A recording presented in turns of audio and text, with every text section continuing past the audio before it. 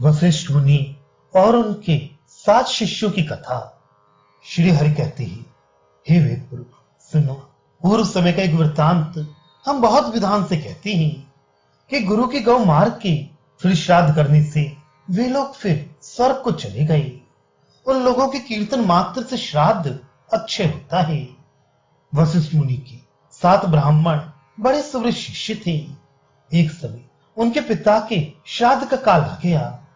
वह उनके पास अकाल होने के कारण और कुछ भी नहीं था। इससे वे अति प्रिय गुरु के होम धेनु 7 भाई घर को खुशी से मांग ले गए। वह गोघृत, दुग्ध, गोदधि सब श्राद्ध में चाहिए था। एकाएक ही सब नहीं मिल सका। उन मूर्खों ने उस धेनु का वध कर डाला। फिर विचार कर उसी के मांस से पिंडदान कर दिया। वह शेष अपने इष्ट मित्र व ब्राह्मणों को खिला दिया। जब कृतकर्म समाप्त हो गए तो बछड़े को लेकर वे 7 ब्राह्मण गुरु के समीप गए। वह कहा कि धेनु को व्याघ्र ने भक्षण कर लिया। अपने तपोबल से उसका कारण जानकर मुनि ने शिष्यों को श्राप दिया कि तुम लोगों ने बड़ा दुष्ट कर्म किया। जो गोवध किया वह उससे पिंडदान किया, शेष मांस भोजन किया, अन्य ब्राह्मणों को भी खिलाकर भ्रष्ट किया। इसे जाओ, चांडाल हो जाओ। तब वे ब्राह्मण कांपते हुए हाथ जोड़कर आगे खड़े हो गए। बोले कि महाराज, धेनु का मांस हम लोगों ने पिता व पिता महाअधिकों के श्राद्ध में दे दिया। हे नाथ, हमने आपके मुख से बहुत बार सुना था कि सहस्त्रों अकर्तव्य करके व महापाप करके भी जो पितरों का कार्य करते हैं वे पाप से निवृत्त होके स्वर्ग को जाते हैं। हे नाथ, ये पूर्व काल में आपके मुख से ही सुना था, झूठ नहीं कहते हैं। हे धर्मज्ञ, आप हमें क्षमा करने के योग्य हैं। इससे श्राप का अंत भी आप ही करें। वशिष्ठ बोले कि हे पाप बालो, अब तो हमने श्राप दे दिया, वो नहीं फिर सकता। परंतु धर्म के विचार से नहीं, तुम लोगों ने गोवध किया है। इससे हम इतना अनुग्रह करते हैं कि चांडाल आदि योनि भी उत्पन्न होने पर भी तुम पूर्व के वृत्तांत का स्मरण करोगे। वह तुम लोगों के ज्ञान न लुप्त होगा, वह स्मृति शास्त्र जो पढ़ा है वह भी नष्ट ना होगा। पाप योनि से उत्तीर्ण होकर पीछे मुक्त हो जाओगे।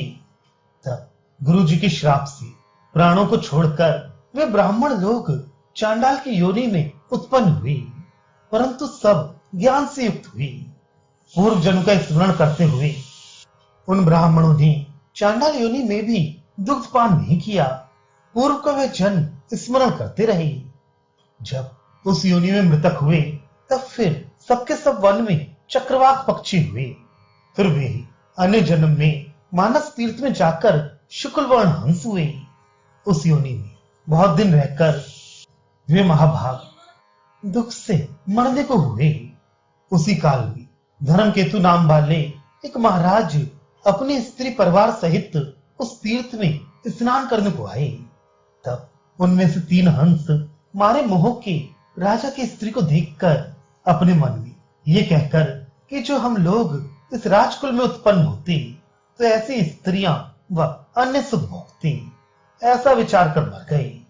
वह उन चारों ने विचारा कि हम तो कहीं फिर वेद वेदांत जानने वाले ब्राह्मण होते तो मोक्ष को प्राप्त होते।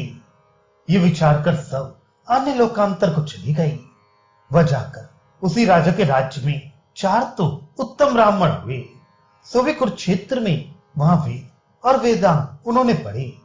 वह अपने तपोबल के प्रभाव से उनके पूर्व पर दोनों का स्मरण बना रहा। वह उनमें के 3 हर्ष से मोहित होकर राजा के कुल में उत्पन्न हुए। उनका ज्ञान लुप्त हो गया। इससे पर किसी को नहीं जानते थे, न अपना हितहित जानते। वे ब्राह्मण एक दिन संदेह से सचेतक को बुला के कहा कि तुम राजा के पास जाओ। संभ्रम सहित कृपणता से पत्र दे। ये जब 7 व्याध हुए थे तब दक्षिण देश में हुए थे। वह जब मृग हुए तो कालंजर पर्वत पर, वह शरद्वीप में चक्रवाक हुए, वह मानसरोवर में हंस हुए। वे ही फिर कुरुक्षेत्र में वेद पाठी ब्राह्मण हुए। तुम लोग बहुत बड़ा भारी मार्ग चल चुके हो। इससे कष्टित हो। तब चेटक ने लेख लेकर राजा को दिखाया। उस लेख को देखकर वे राजा राज्य छोड़कर उन चारों ब्राह्मणों के पास चली गई। वह उनके पास जाकर उनके वचन उन तीनों ने सुने। वह सब तपोधन, चारों ब्राह्मण, वह तीनों राजपुत्र सातों थोड़े काल में मुक्त हो गए। जो कि श्राद्ध में यह सप्तव्याधादिक सुनता है, यह सुनाता है, उसके पितरों के लिए जो अन्नपान आदि दिए जाते हैं वे अक्षय होकर टिकते हैं। ये कथा सुनकर ब्राह्मण फिर बोला कि हे केशव, जो ब्राह्मण धनहीन है या तपस्वी वन में टिका है, वह ग्रस्त है, उसका श्राद्ध कैसे हो? श्री भगवान बोले कि तृण काष्ठ इकट्ठा करके भिक्षा मांगकर कौड़ी कौड़ी बटोर कर जो पितरों का कार्य करता है उसको औरों की अपेक्षा लाख गुना अधिक पुण्य होता है। वह सैकड़ों अकर्तव्य कार्य करके जो कृत कार्य करता है उसके सब पाप क्षय हो जाते हैं। वह मनुष्य स्वर्ग को जाता है। जब कुछ नहीं होता वह पिता की तिथि में जो कोई गौओं को घास खिला देता है वह सुंदर फल आदि के पिंडदान के करने का फल पुण्य पाता है। पूर्व काल में राजा विराट के राज्य में एक दीन ब्राह्मण बहुत रोया क्योंकि उसके पिता की तिथि आ गई। उसके पास कुछ था ही नहीं, इससे रोया। बड़ी देर तक रोदन करके उस दीन ब्राह्मण ने किसी वेद शास्त्रवादी ब्राह्मण से कहा कि हे ब्राह्मण, आज मेरे पिता की तिथि है पर मेरे पास कुछ नहीं है, क्या करूं जो पितरों का हित हो? हे ब्रह्म विद्यावर, मेरे पास कुछ भी कौड़ी मात्र धन नहीं है।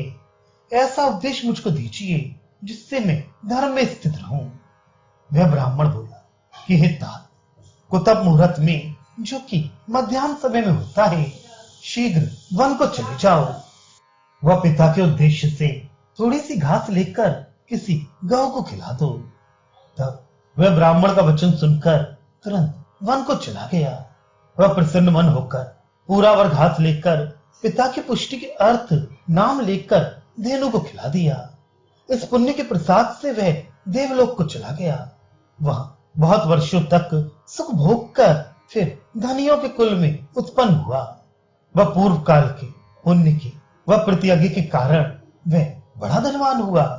वह बहुत धन लगाकर अपने पिता को पिंड देने लगा। वह अन्य बहुत धन पितरों के अर्थ उसने दिया। इस एक जन्म के पुण्य से वह विष्णु के मंदिर को चला गया।